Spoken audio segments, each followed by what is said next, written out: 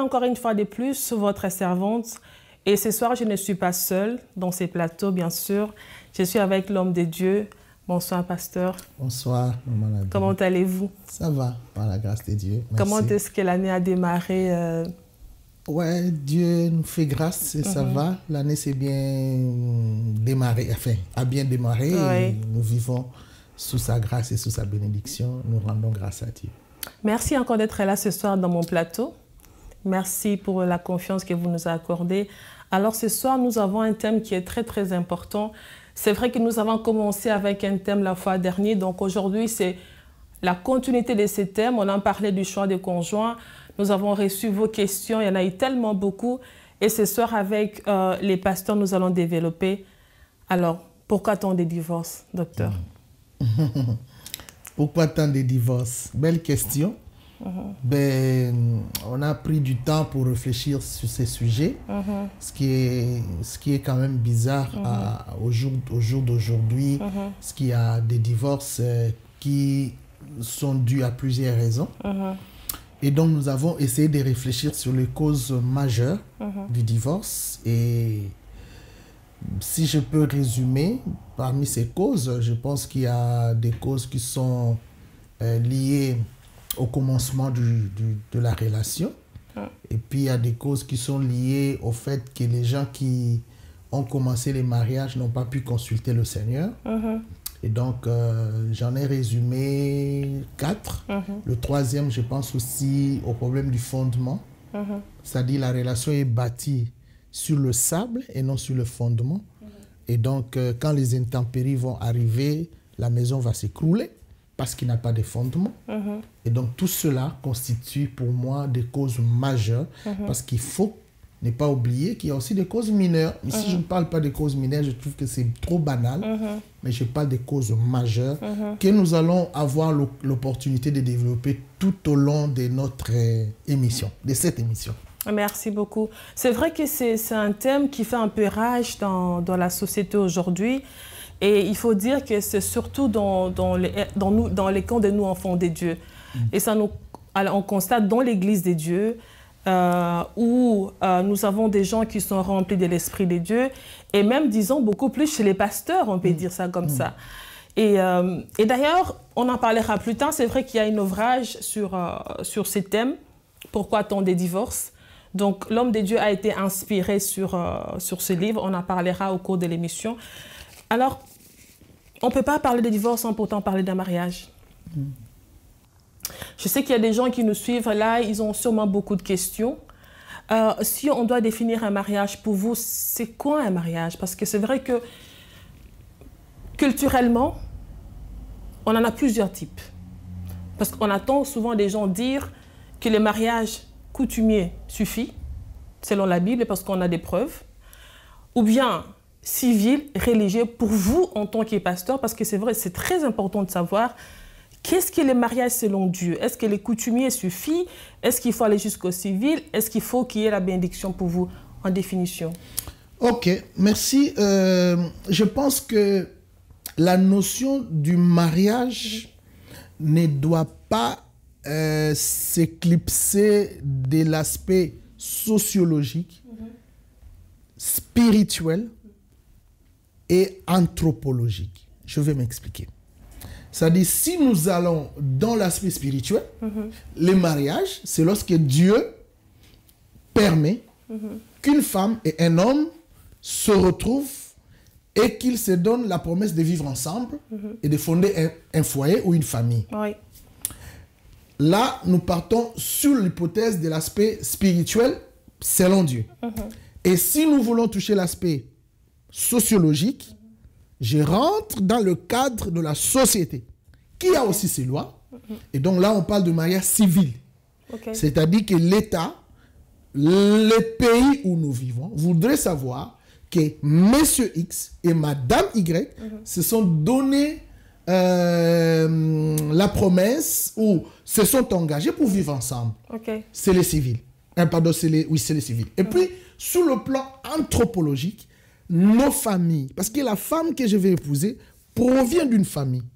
Moi, l'homme, je proviens également d'une famille. Nos familles se mettent d'accord sur la relation et nous donne l'occasion de commencer une vie ensemble. Donc, j'imagine qu'on ne peut pas dissocier dans le mariage ces trois aspects. Spirituel, civil et religieux. C'est dans ce contexte que l'on peut vraiment parler du mariage. Ok. Maintenant, pour une personne, par exemple, qui est mariée coutumièrement, voilà, parce que nous avons des arguments bibliques aussi par rapport à ça. Oui. Est-ce que cette personne peut dire, voilà, pour moi, le mariage, parce qu'on l'entend souvent. Donc, ce soir, vraiment, il faut que les enfants de Dieu soient éclaircis par rapport à ces sujets-là. Parce qu'on entend souvent que les mariages que la Bible reconnaît, c'est le mariage coutumier. Et ce soir, vous, en tant que docteur de la parole, est-ce que vous affirmez ou vous dites il faut faire toutes les trois étapes? Je vais m'expliquer. J'annonce une bonne nouvelle à tous nos téléspectateurs. Je vous prie de bien nous suivre. C'est très important. Écoutez-moi bien. Les trois aspects du mariage ne peuvent pas être ignorés. Je vais m'expliquer.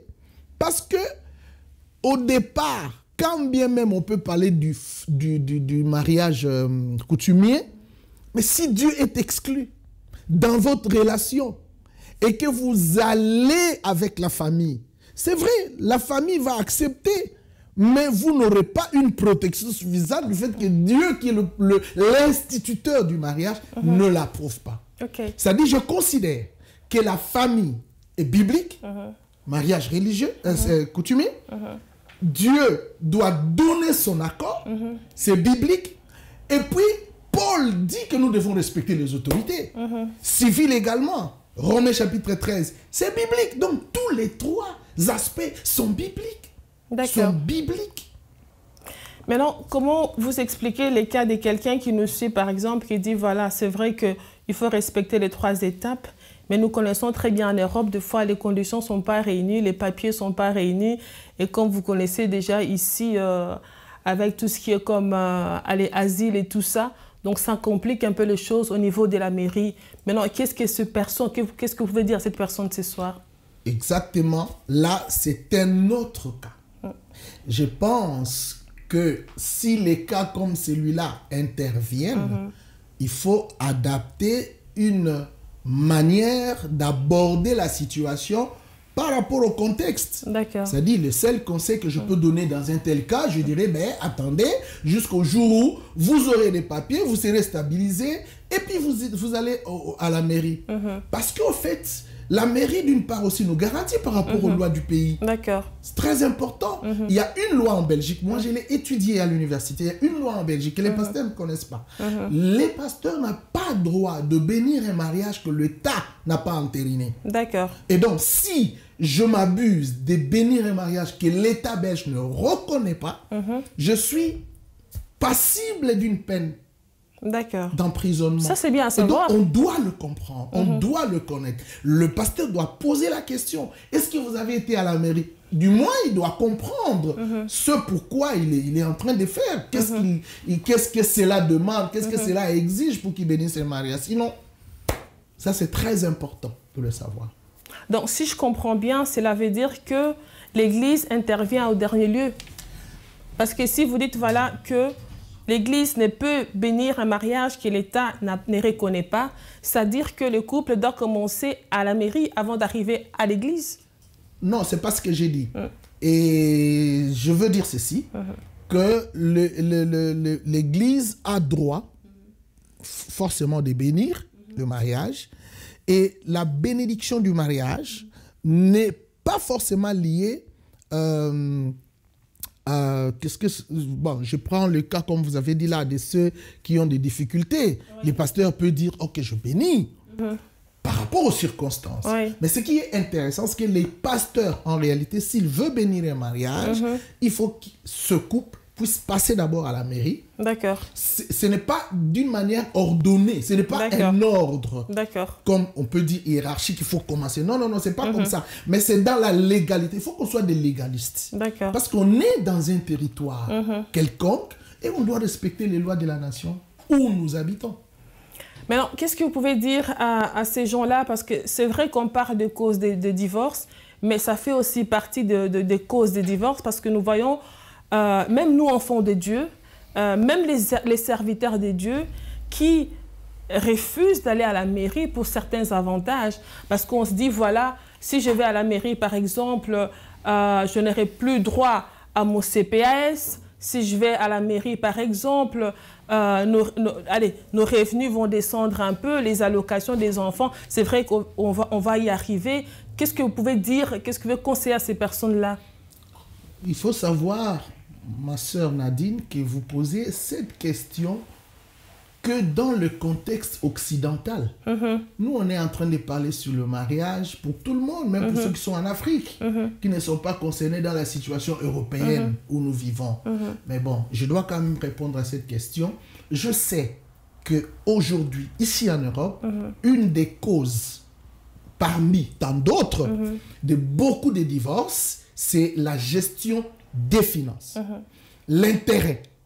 C'est-à-dire, il y a d'une part l'aide que nous avons, l'aide sociale de l'État, en France comme en Belgique. Je prends le cas de ces deux pays. Et donc, la personne, Mouto Alingi Abala, Azumona, Sona Kena, Nanini, Barobando Landelanga, Baroyeba, Barosalaboye, de fois, et qui rendre relation Nabiso problématique. Des fois, ça peut jouer à la future relation ou à la vie du couple. Et donc, il faut jauger un peu, ne pas aller là-bas pour gagner. Même, s'il vous plaît, j'ai appris des gens qui sont mariés, mais qui, devant l'État, ne veulent pas se prononcer qu'ils sont mariés. Même à la maison, il n'y a pas la photo du conjoint, justement pour obtenir de l'argent. Déjà, quand vous ouvrez une telle porte, mais vous donnez l'accès au diable. Que dit la Bible? Ne donnez pas accès au diable. J'ai trouvé des couples, ils sont mariés, mais ils refusent que l'État reconnaisse qu'ils sont mariés parce qu'ils ont besoin de gagner beaucoup d'argent. Vous ouvrez la porte, mes amis. Voilà. Merci pour la réponse, parce que cette question, elle est très, très importante. D'ailleurs, c'est revenu plusieurs fois dans les questions que nous avons reçues.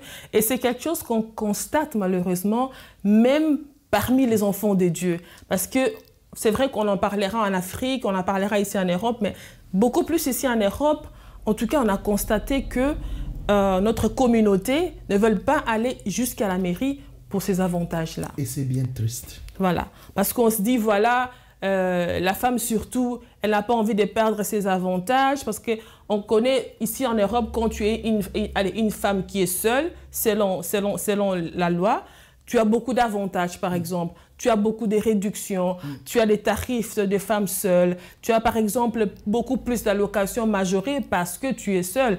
Et tout ça, malheureusement, les diables utilisent ça pour pousser les gens à ne pas arriver jusqu'à la mairie afin de pouvoir garder ces avantages-là.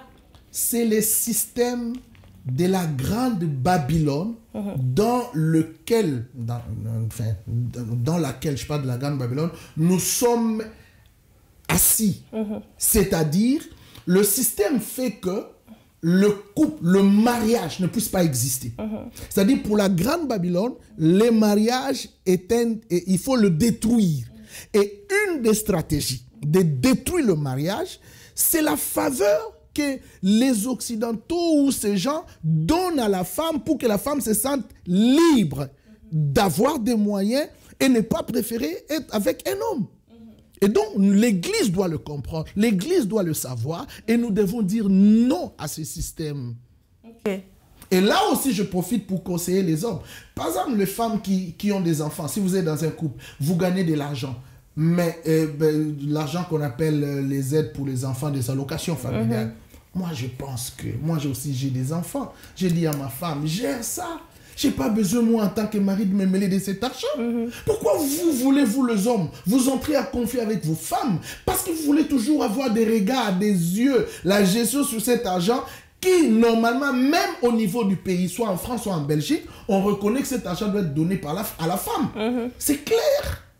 Donc, nous devons travailler pour ne pas avoir aussi des mêmes mises dans toutes ces choses qui ne font qu'ouvrir des portes pour plus tard créer des divorces dans nos couples. C'est très important. Merci beaucoup, docteur. C'est vrai qu'on va arriver là aux allocations familiales au long de l'émission. Parmi les causes de divorce, en tout cas, j'en ai énuméré un peu quelques-uns. On a premièrement l'aspect spirituel, où j'ai énuméré quelques aspects. Et pour moi, je trouve que les liens spirituels, les liens familiaux. Est-ce que vous pensez, vous, aujourd'hui, que ça peut être l'un des causes des divorces? Parce que nous avons, par exemple, je m'expliquais, nous avons des gens, par exemple, qui ont des liens, des célibats. Nous avons des gens, par exemple, qui ont des liens qui les réclament. Est-ce que vous, en tant que docteur, avec l'expérience dans les ministères, vous pensez que les liens familiaux peuvent être l'un des causes des divorces? Je reviens dans ce que j'ai traité dans mon livre que vous avez. Je dis ceci, dans Pourquoi tant de divorces? Une des causes, je n'ai pas vraiment touché ça de manière claire, parler de liens, etc. Non, mais j'ai dit une des causes, suivez-moi bien mes amis téléspectateurs, mes frères et sœurs, une des causes de divorce de nos jours, ok, c'est le fait de s'engager dans le mariage avec une personne que l'on ne connaît pas bien. J'ai compris que lorsque nous nous rencontrons pour décider ensemble de passer les restes de notre vie dans un même ménage, je me suis rendu compte que pendant ces moments de rencontre, ou même pendant ces moments où nous nous marions, n'est-ce pas, on ne se connaît pas bien. C'est-à-dire quoi? J'ai compris, j'ai fait même une statistique, je me suis rendu compte que les 80% de la personne que nous avons en face de nous, nous l'ignorons.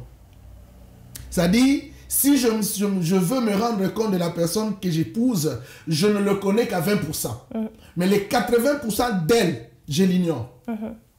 Et en l'ignorant, je l'ignore dans ses liens, dans ses problèmes, dans son cœur, dans son fonctionnement, dans sa physiologie ou psychologie, je l'ignore, même dans sa spiritualité, totalement.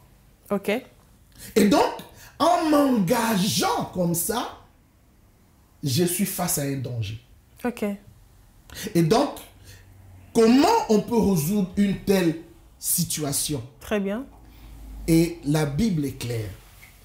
Le prophète Jérémie a posé la question. Il dit, le cœur de l'homme est tortué et il est méchant. Par-dessus tout, qui peut les connaître? Le problème dans les mariages, mes amis, ce n'est pas le physique. Ce n'est pas l'extérieur, c'est le cœur. Or, le cœur de l'homme, il est tortué, c'est-à-dire il y a le haut et le bas, il est changeant. Il est ça se mute, ça se modifie.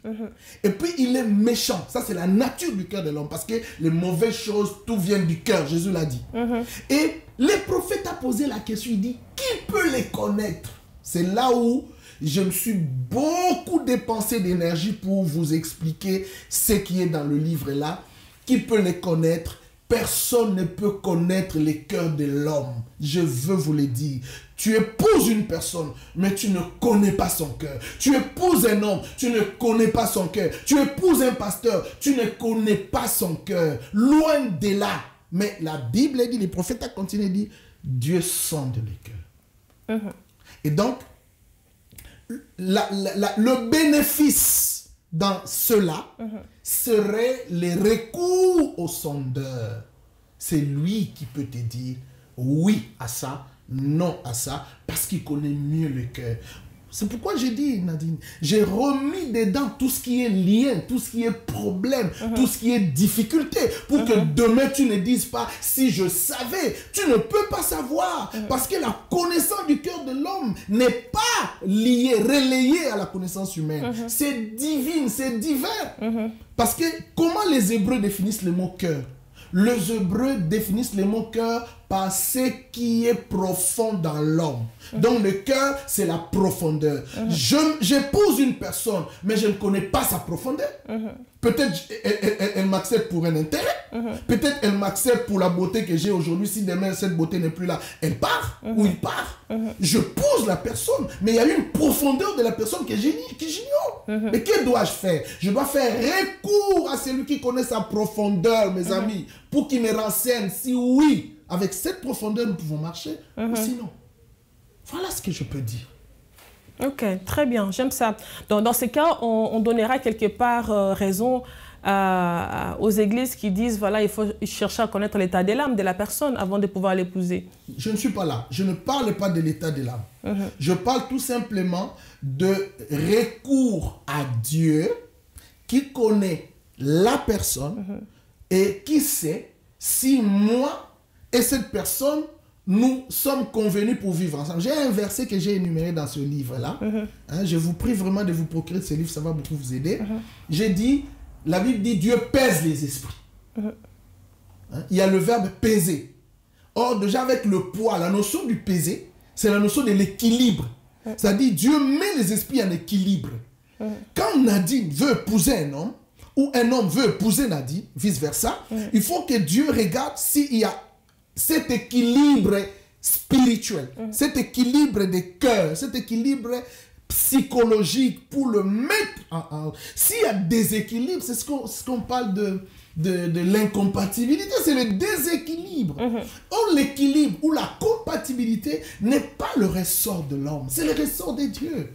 Donc, je ne parle pas vraiment de connaître l'état d'âme, parce que tu ne peux pas le connaître, mais je parle de me renseigner auprès de Dieu, pas pour qu'il me dise cet état d'âme, mais pour qu'il me certifie si la voie à laquelle j'emprunte, la voie que j'emprunte est bonne pour moi. Ok, ça veut dire qu'on doit consulter les seigneurs. Mais pourquoi je reviens sur l'état de l'âme? Parce qu'aujourd'hui, on parle de divorce et c'est quelque chose qu'on entend tous les jours. On entend ça tous les jours et c'est quelque chose que même les gens en parlent sans pourtant bien le maîtriser. Alors, c'est très important que dans ces numéros qu'on en parle, parce qu'on entend souvent les gens dire, voilà, est-ce que tu connais son état d'âme? Est-ce que tu t'es marié à lui? Tu connais l'état de son âme? C'est un langage qui est souvent utilisé, peut-être mal maîtrisé. Alors, vous, qu'est-ce que vous pouvez dire par rapport à ça? Parce que c'est quoi connaître l'état de l'âme de la personne d'abord?